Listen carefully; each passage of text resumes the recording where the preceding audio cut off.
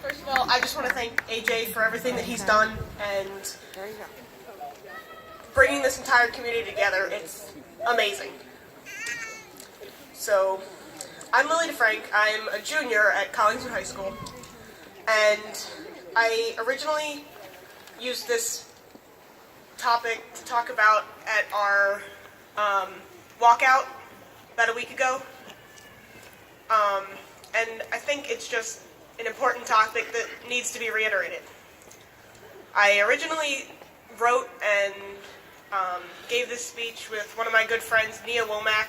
She couldn't be here today, but she was a big help in writing this and giving me ideas on how to really talk about this.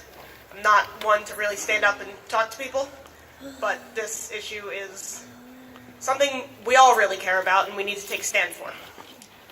One of the biggest things behind all this, and we all know that gun control needs to happen, but we can't convince people to make this happen if they don't understand why it's happening. Just about 60% of Americans actually think that people diagnosed with mental illnesses are dangerous. This is not at all the case. The first thing we need to really do to help this is we need to stop calling it an illness. Mental disorders are not illnesses. You cannot catch depression or anxiety or autism. It's not this year's strain of the flu that you can get by touching somebody. I want to make this clear that everything from autism, bipolar disorders, depression, anxiety, eating disorders, addiction, and even schizophrenia need to be taken out of this stigma that we are dangerous people. Yes. In reality, less than 1.5% of all violent crimes in the United States are anywhere related to mental illness.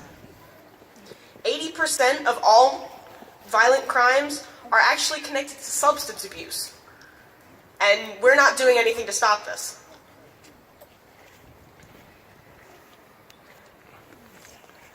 I hope that knowing this, we can all start to accept people no matter what and not make assumptions based on something as trivial as a mental disorder. We need to be judging people and instead of judging people and assuming the worst, we need to be here for each other and help our peers who might be struggling with their own mental health. And maybe it's because they don't know how to help themselves. But we cannot be assuming that just because someone is struggling with their own mental health, that they are dangerous. Yes, we need to have more background checks and look into people, because there are some people who are dangerous and they do not need to have guns. But this does not mean that every person who is depressed or has ever been given Prozac in their life needs to be on this caution list. We are not dangerous because we have a mental disorder. In the end, it all comes down to seeing those who need our help and advocating for their needs and preventing any type of tragedy. It's time for us to unify as students, as a community, and as a country.